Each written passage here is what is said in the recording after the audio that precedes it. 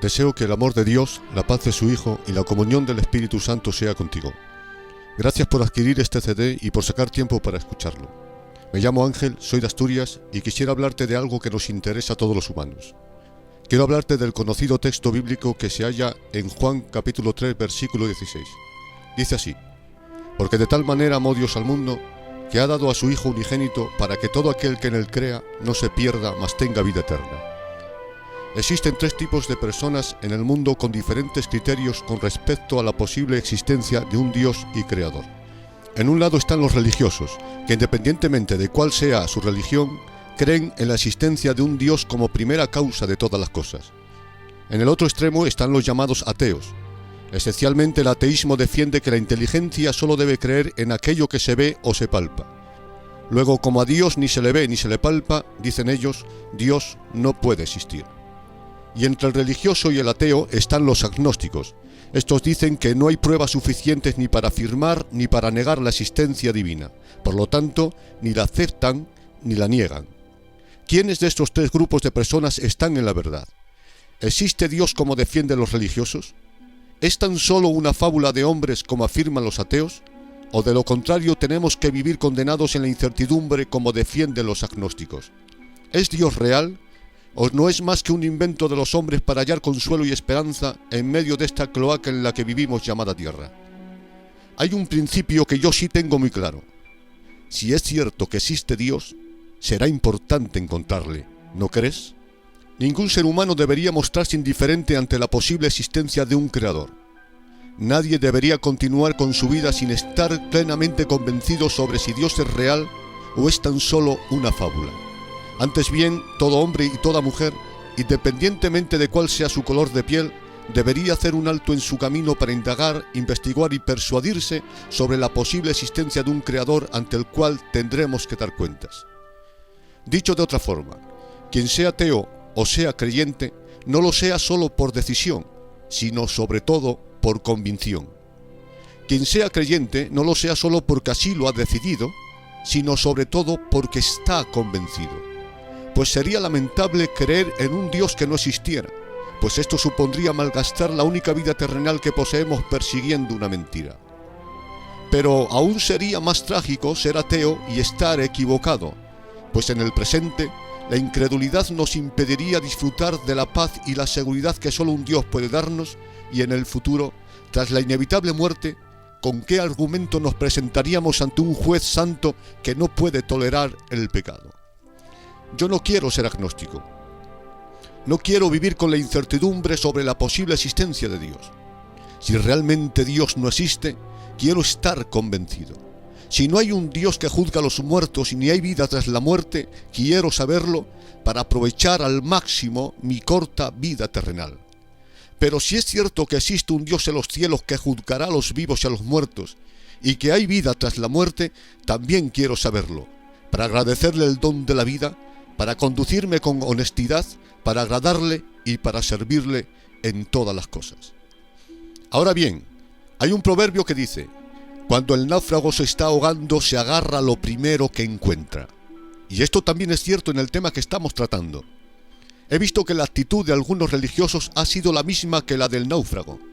Cuando se estaban ahogando en el mar embravecido de la droga, del alcohol, del desamor o de la depresión, se han agarrado a la primera religión que han encontrado, sin considerar siquiera si dicha religión está fundada en la verdad o no es más que una farsa. Y esto realmente es lamentable. Pero también he visto a muchos hombres que, por cuanto llevan una vida inmoral y depravada, deciden negar la existencia de Dios porque les aterra la idea de la existencia de un juez santo que todo lo ve y ante el cual tendrán que dar cuentas de todas sus malas obras. Se cumple en ellos lo que está escrito: el que anda en tinieblas aborrece la luz y no quiere venir a la luz por cuanto sus obras son malas y no quiere que sean descubiertas. Por eso es imprescindible hacer la siguiente pregunta: ¿quieres creer en Dios? Porque qué difícil es convencer de la existencia de Dios a quien ha decidido no querer creer. Quien no quiere creer negará hasta lo más evidente. Quien no quiere creer en Dios apelará al dolor, al sufrimiento, al aborto, a los seísmos, al hambre o a la muerte para confirmar su teoría y autosugestionarse, a sí mismo. Permíteme hacerte una pregunta a ti que has decidido ser ateo, a la cual espero que te respondas a ti mismo con sinceridad. ¿Te gustaría que Dios existiera? Vuelvo a repetir. ¿Te gustaría realmente que Dios existiera? Si tu respuesta es no, que no te gustaría que existiera Dios, entonces tengo que hacerte otra pregunta. ¿Por qué no quieres que Dios exista? ¿Es quizá porque te asusta la idea de la existencia de un juez santo, el cual juzgará a los vivos y a los muertos? Piénsalo, no te engañes a ti mismo. Pero si tu respuesta es sí, que te gustaría realmente que Dios fuera real, entonces, ¿por qué no le buscas? Pues si es cierto que existe Dios, será importante encontrarle, ¿no crees? Sea cual sea tu respuesta, te ruego que al menos escuches los minutos que restan de este CD. Quizá no saques mucho provecho de mis palabras, pero al menos estoy seguro de que te vas a entretener un rato. Quienes han leído las Sagradas Escrituras habrán percatado de que los personajes que aparecen en la historia bíblica hablan de Dios con toda naturalidad, como de un ser al que es imposible negar. Unos adoraban su nombre, otros lo blasfemaban, algunos le obedecían, otros se rebelaban contra él, pero ninguno cuestionaba su existencia. Y un dato muy curioso es que ninguno de los aproximados 40 escritores que escribieron las Sagradas Escrituras se preocuparon por presentar un profundo estudio teológico que demostrara la existencia de Dios. Y la razón es obvia. Primero, porque todo esfuerzo humano es inútil para convencer de la existencia de Dios a aquellos que ya han decidido negarle. Y segundo, porque no es necesario esforzarse para convencer de la existencia de Dios a quien le busca con sinceridad, pues Dios se deja encontrar por aquellos que de verdad le buscan. Y Juan el Apóstol, como los otros muchos escritores bíblicos, tampoco trata de demostrar la existencia de Dios, ya que para él su existencia era evidente. Más bien se preocupa en destacar un maravilloso atributo de Dios, su infinito amor. Juan escribió 2 libros y 3 cartas, y en ninguno de sus escritos se preocupó por demostrar la existencia de Dios, pero sí se preocupó por demostrar que Dios ama al hombre. Y una de sus frases que mejor describe su amor es la que escribió en su primera carta. La frase es la siguiente. Él dijo: Dios es amor. Notad que no usa el verbo tener, sino el verbo ser. Los ángeles tienen amor hacia Dios. Las mamás tienen amor hacia sus hijos. Los amigos aman a sus amigos, etc. Pero Dios no tiene amor. Juan dice que Dios es amor. El amor de los hombres es un sentimiento que tiene un nacimiento, un desarrollo y un final. Por ejemplo, cuando por primera vez nos vimos mi esposa y yo, no sentíamos nada el uno por el otro, pero después de unos meses viéndonos casi cada día, surgió el amor. Así que nos comprometimos y nos casamos.